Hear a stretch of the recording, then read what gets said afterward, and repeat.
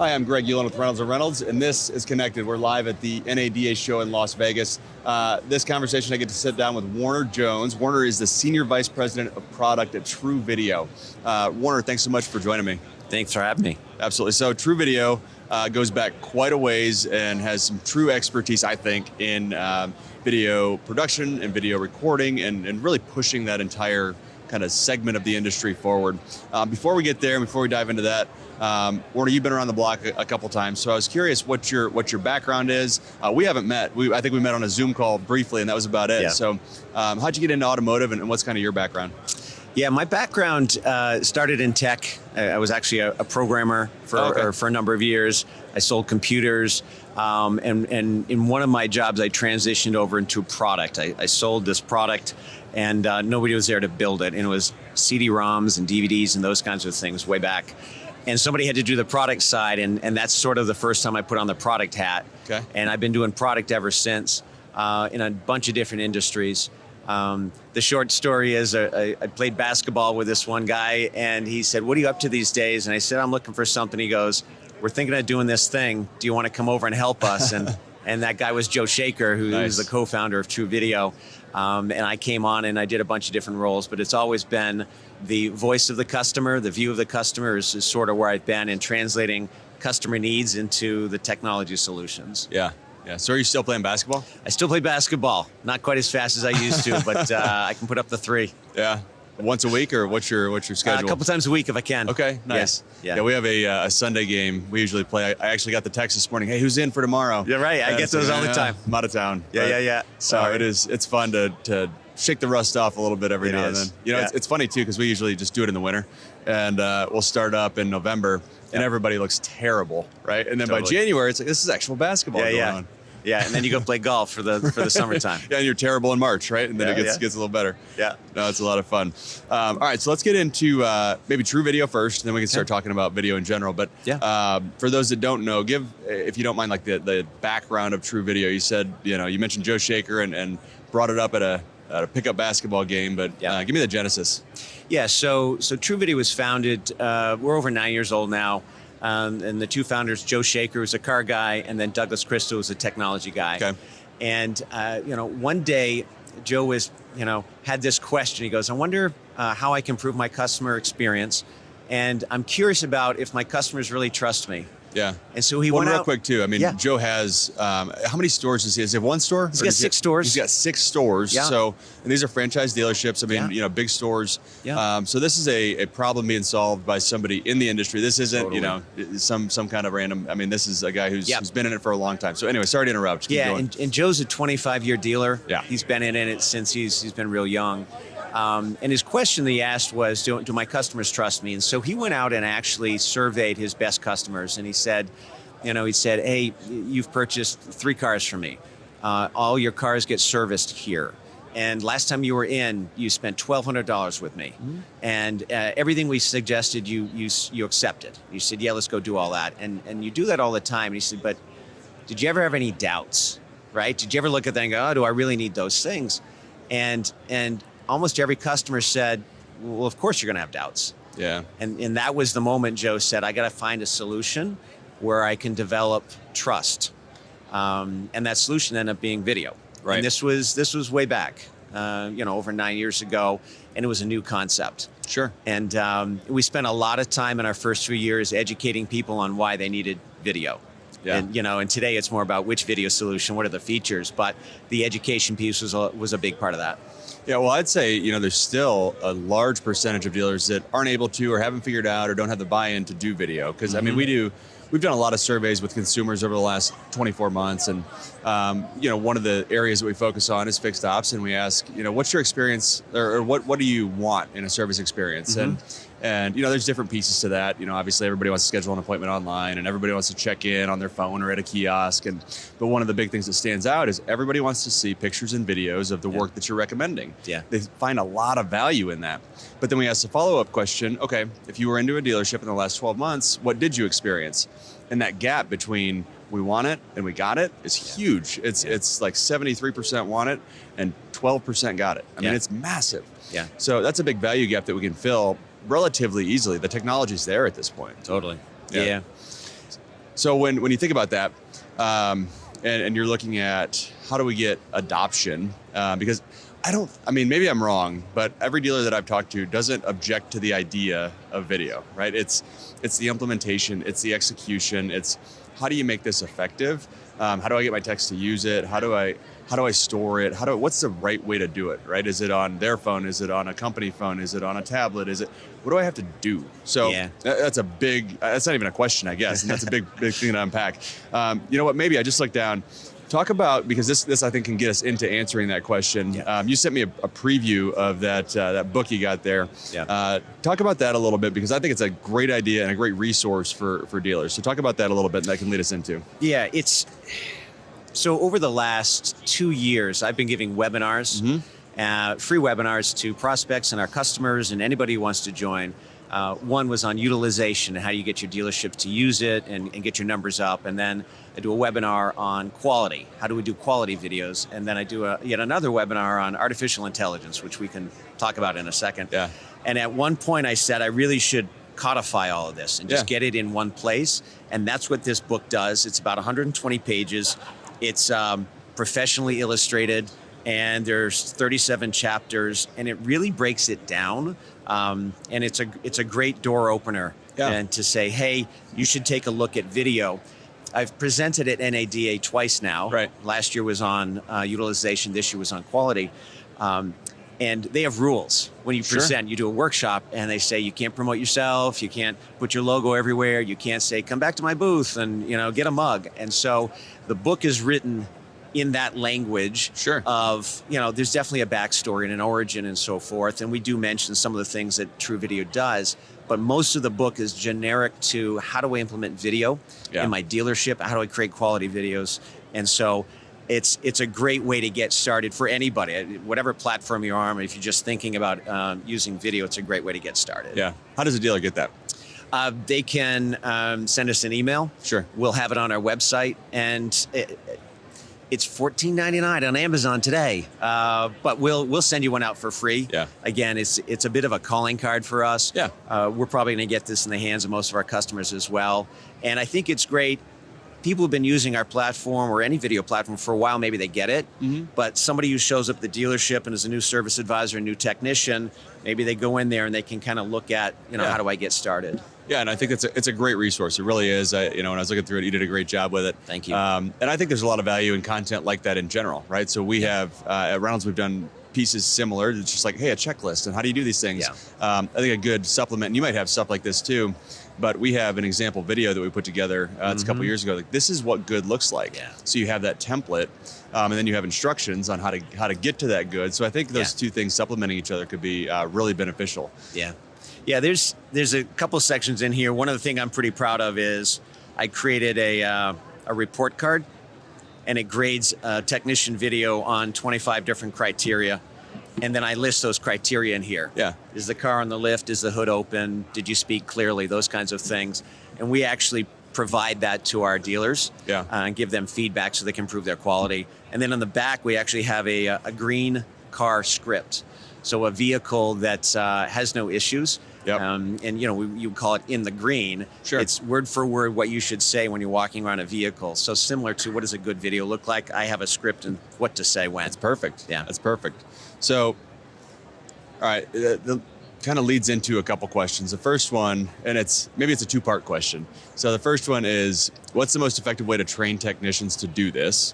And the follow-up is, when the technician doesn't want to do it or isn't good at it, what are the other options? Are there other ways to do it outside of having the technician his or herself do it? Yeah, so there's a few pieces to that.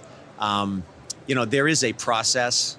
When you look at a dealership and what does a successful installation look like at a dealership, you definitely need management buy-in. Yep. You need to have a champion who cares about it, and especially early on, looks at it every day. It's good before the installation actually happens to have meetings with each of your groups. And the messaging to each group is going to be a little bit different. The message for the technicians is going to be, have you ever felt that the advisor's never sold your work? Would you like to speak directly to the customer, right? And you can really talk to that technician group. Then the advisor group is going to be a slightly different message and so forth. So that preparation leading up to the installation is really important. we do in the book, I actually address 5 objections. Okay. And one of the key objections that is overcome is that selling of work.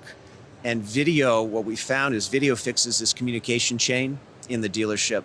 So usually a technician uncovers 5 or 6 items, tells the advisor, and then the advisor tells the customer about 3 or 4 of those items.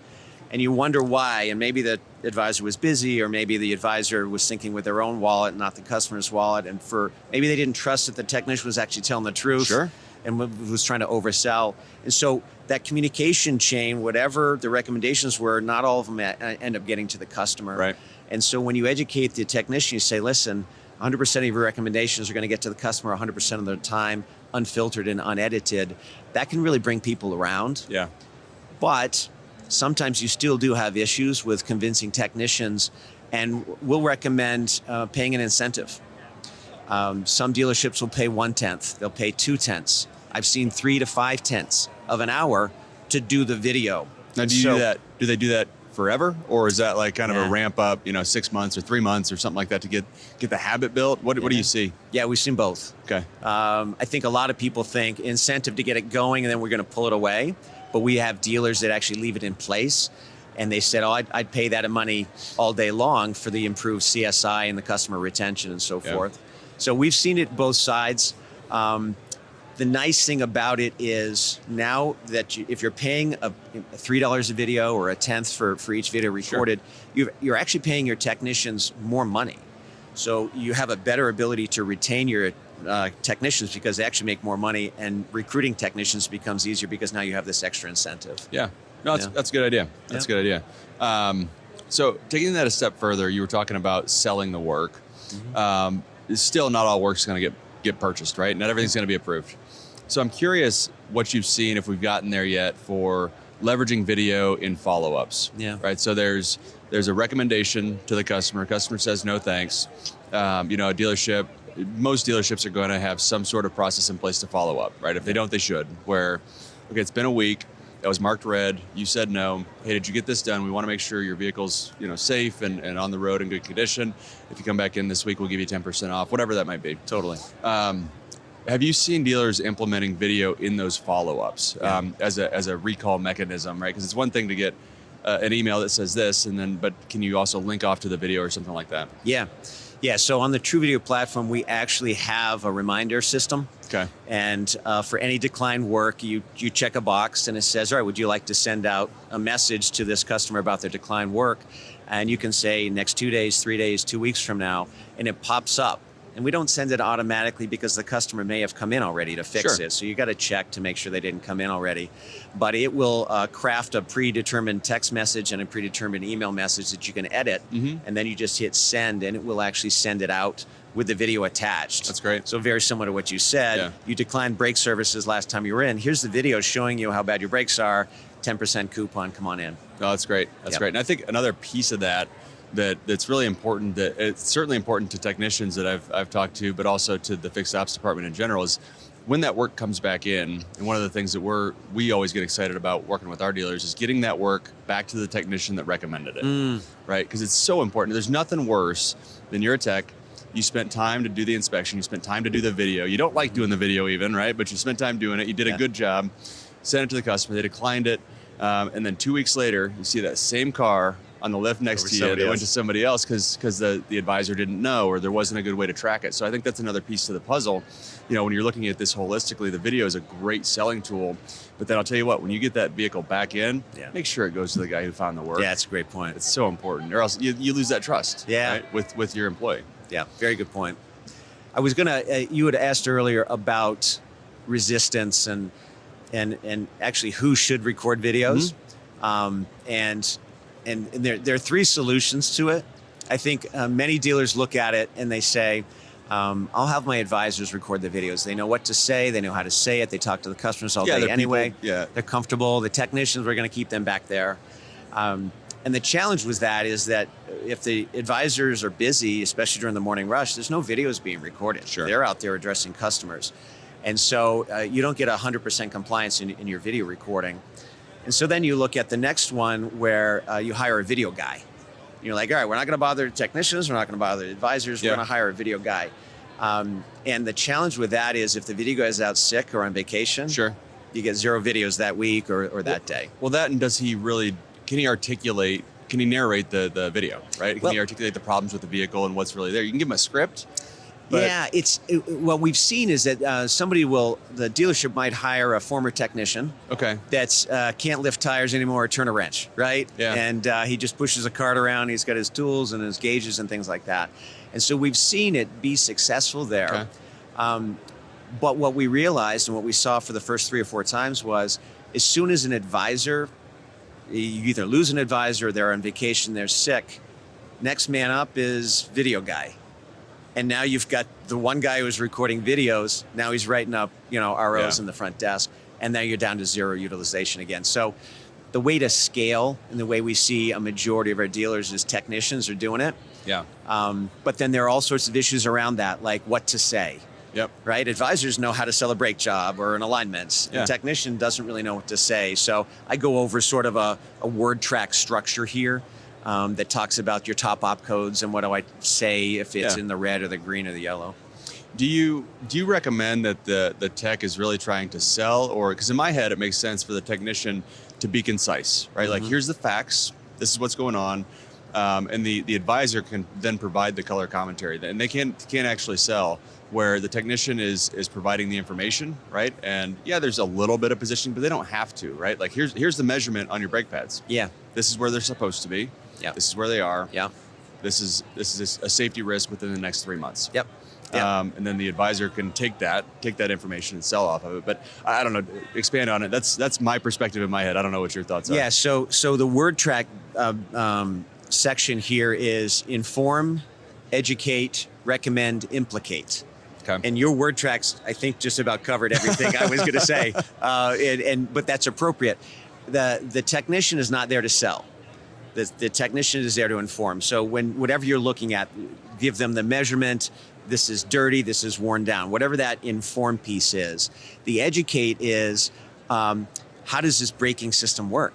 Yeah. Well, you've got pads and a caliper and a rotor and so forth. And so now that you've got an informed consumer, that's how my brake pads work. Right. The recommend is pretty obvious. You know what? We're going to recommend you replace your brake pads today. And then that fourth piece is a little bit of a twist. It's not meant to scare the customer. Yeah. It's meant to let the customer know what if. Yep. So the customer's like, $400. Well, what if I don't get that done today? Is it a safety concern? Is it a ride comfort issue? Is it going to cost you more money if you don't get it done today? That's the big one on the wear parts, right? With pads, right. If you just leave it go, then when you come back in, it's going to be pads and a rotor. Right. And if you leave it go too long, then it's a caliper and a hose. Right. So as a consumer, wouldn't you like to know if I don't get this done? My windshield wipers, I've got a chatter and streaking. All right, well, guess what? Next time it rains, you may not be able to see very clearly, right? Those kinds of things. So the implicate thing is a little twist. And then the fourth piece on that is if everything's in the green, then you can talk about monitoring. Let the customer know. Sure. How do I know when my windshield wipers are bad? Well, if it chatters and so forth. So those op codes are really helpful to put together to educate your technicians on what to say because most don't speak to customers on a daily basis. Right. Yeah. Have you had, it's top of mind for me, I've heard a lot of conversations, especially there's certain franchises that are pushing it, but mobile service, so getting vans out there. GM's down the way and they have a mobile service van that they've decked out. Yep. And a lot of manufacturers are going that route and kind of encouraging dealers there. And I do think it depends on geographic location. It depends on your customer base and clientele and demographics, as far as utilization goes for those types of services. But my question is, in those scenarios, have you seen or do you see video becoming important? And I ask because in a lot of instances, the customer's there, right? They'll come out, they'll look over your shoulder, they'll see what's going on. Yeah. Or is it more of an in-person, like, hey, here's the cabin air filter. It's pretty dirty. Do you want me to replace it? Right. I don't know if you've seen that yet or if you have thoughts on that. Well, there's two pieces there. And in the first part of that, I will say, let's take the mobile part out of it, right? Okay. The remote part, and just talk about if I have a customer in my dealership waiting for their car to be serviced, why do I need to record a video? Oh, I'm just going to bring them out.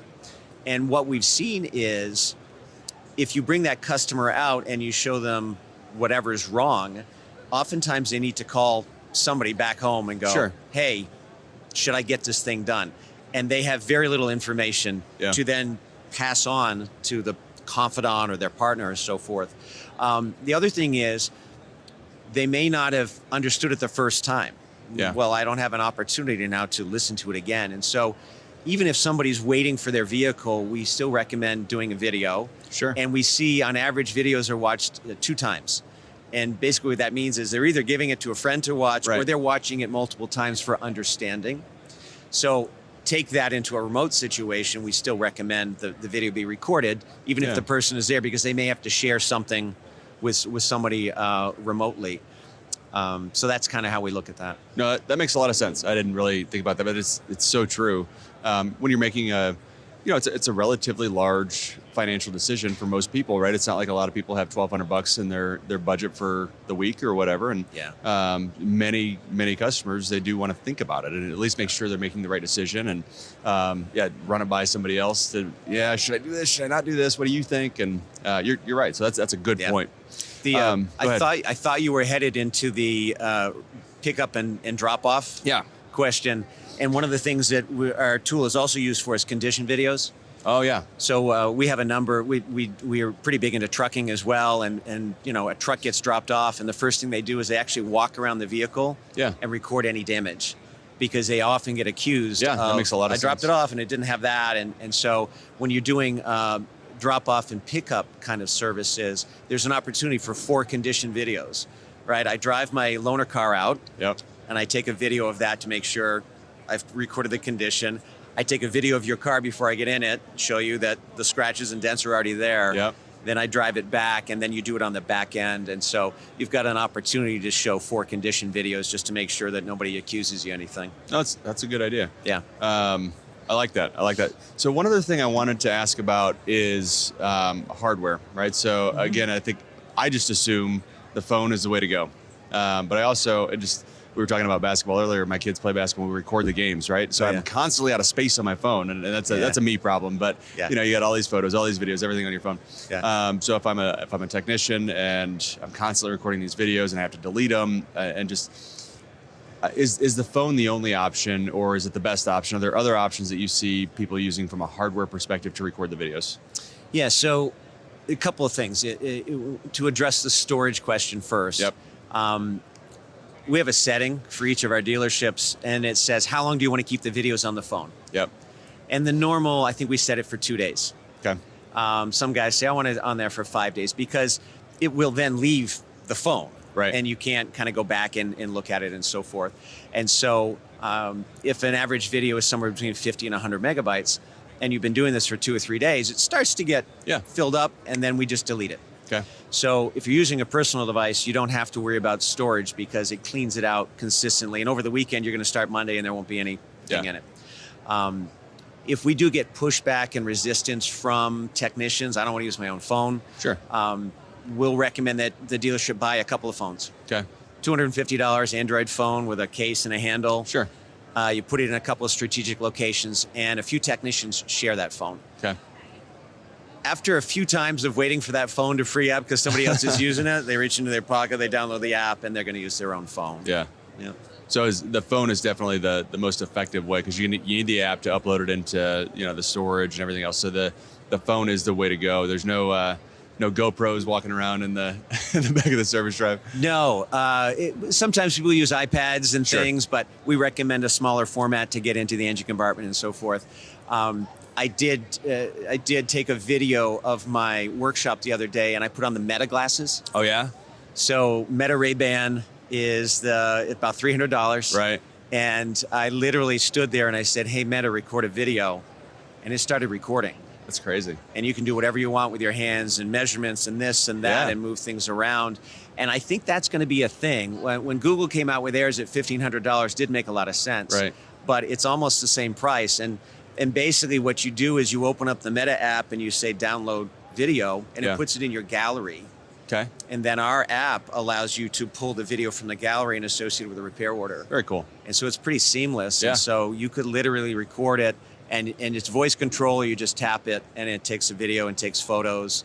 and Wow. you can upload them all to the RO. So I think that's where we're headed Yeah. with the hardware. I think it's pretty cool. That is cool. That is cool. I feel like I'm wearing you out a little bit, but I do have one more, so it popped into my head.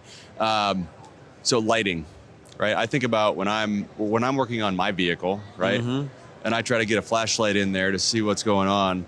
Even just me for personal use, trying to see what's happening under the vehicle can be a little bit difficult, right? So thinking about lighting, any recommendations on that? You know, just your phone camera light, you know, might not be enough. Yeah, we definitely recommend that you have the light turned on when you're Right. recording a video, especially for the engine compartment or under the vehicle. We talk about pointing things out because oftentimes the technicians say, well, you know, your battery looks good and your belts look good. And I'm like, I don't know, where's my battery? Okay. Where are my belts, right? Yeah. And so we recommend you pointing or Actually you're using touch it, yeah. touching it. Some technicians will use a flashlight. Sure. And they go boom, and they'll shoot the beam on it, almost like a laser focus, Okay. that kind of thing. And so we do see that, especially if there's a leak somewhere up in the engine compartment, you get a bit of an assist from a flashlight, those things. Okay. Usually the camera light, though, is going to be enough, the forward-facing light. Yeah. Okay. All right. Yeah. Just that is one that it seems like to get a good quality video, you know, Yeah. lighting is important. Yeah, it really is. It is. And we do see every once in a while they use those magnet lights. Yeah. And I've got a couple of sample videos of that, and it really casts a lot of light on the area, which is helpful. No, that's good. Yeah. That's good. All right, Warner, what about what's kind of next, right? We think about video and we're talking about utilization, and I think we do still have a decent ramp up time for the entire industry to really embrace this, but we're going to get there, right? Yeah. And as we do, and as hardware gets better, like you were describing, it gets easier and more accepted. You know, as we look forward, what do you see coming, and how can we use video or other technology differently? Yeah, so we spent a lot of time in the last, I don't know, say 18 months on artificial intelligence. Yep. And TruVideo at its core is a video platform, but it's got a companion texting platform because you got to get that message out. And we apply artificial intelligence to both aspects. So on the texting side, we actually look at every message that comes in, and we evaluate it on positive, negative, neutral, or very negative. And if it's a very negative message, we actually send that off to the service manager. Sure. What you find with remote work, you know, if the customer drops his vehicle off and leaves, you don't get that digital body language. Right. Like if you're in the dealership and you're Sure. agitated and you're raising your voice, I know I got to go talk to you. Yeah. If you're having a text conversation, I don't know what's going on. And so we actually do this sentiment analysis with alerts. The other thing we do is that every inbound message we analyze and suggest an outbound message. Oh, okay. So AI says this might be a good way to respond to that. And then any message that you type, we do sort of this Grammarly thing to it. We call it Text Pro, and we clean it up. Yeah. And so now we're going to make that, whatever that shorthand is or all caps message, we're going to clean up, make it look nice. Yeah. And then the last thing we do is translations. So I could be conversing with a customer and they would like to speak in Spanish. They reply to me in Spanish. Oh, okay. Comes back to me in text, in English, and then I can send it back out in English and it gets to them in Spanish. And then when we look at the video side of things, we do two things. One, we do subtitles. Okay. So we take the video, we strip out the words, and the narration comes back, and it's just going to play over, just like Facebook and Right. The other guys. We can also apply translations to that. Sure. So an English speaking technician, you can now read Spanish subtitles. Yeah. Very powerful. And then the last thing that blows most people away is the noise canceling. Yep. So we use artificial intelligence to actually strip out the background noise. It's like putting on noise canceling headphones. Right. It's an amazing experience. Nobody else has that feature. And it's a great customer experience improvement. So Yeah. that's really where we've been focused. And we got some other things coming down the road, but those Yeah. are the key things that are out there today. Yeah, so thinking even further into the future too, I mean, you know, with the advancements in AI and what we see with Dolly and things like that, and kind of pulling these pieces together, do you see opportunities to get a lot more efficient with videos too? Because in my head, you know, you have kind of your standard stack of content, and then you get a couple shots of the customer's car, you piece it together, you can probably have a voiceover. Realistically, right? You can have something pieced together for you where the technician doesn't even have to narrate. It can evaluate the video, see what's going on, and point it out. And maybe I'm getting way too far into the future, but to me, I think there's opportunities there. And you know, maybe it's way too far off to even consider it, but I got to imagine that there's a time not too far in the, you know, way distant future that will be able to create these efficiencies and overcome a lot of those concerns or objections from techs. And it's like, look, all you got to do is literally take a 2-second video of the problem, or just a quick walk around, and we can create something and put a voice over it and do all those things for you. Yeah, so our video platform is also used for sales. Yeah. And I think definitely in the short term it's more applicable to the sales side. You take one video of that hard to find vehicle. Sure. And then you do the voiceover for, hey, Mike, here's that car. Hey, Michelle, here's that car, right? Yeah. So kind of incorporating some AI technology and some voiceover kind of stuff. I think we're going to see some more efficiencies in the object recognition for what I'm looking at. So instead of pointing at it, it's just going to draw a circle around it. Incorporating helper videos. Oh, what's an alignment? Why do I need an alignment? Yeah. Instead of the technician having to explain it every time, you're going to have a helper video. And then I even talked a little bit about in my workshop some of the presentation of commerce. Yeah. If a technician says, well, I got to let you know that your brake pads are 2 millimeters, I'm going to recommend that you get those replaced. Why doesn't that just fill in a quote for the customer? Yeah. Those kinds of things. So we're definitely going to see more and more of that over the next year. That's great. That's great. All right. Well, Warner, this has been a great conversation. Anything we didn't talk about that you want to hit on before we jump out of here? Boy, I think we just covered almost all of it. No, it's been great. The question's been great, and I appreciate that. Yep, absolutely. Well, thank you so much for taking the time. Warner Jones, Senior Vice President of Product at TruVideo. Really appreciate it. Thank you very much.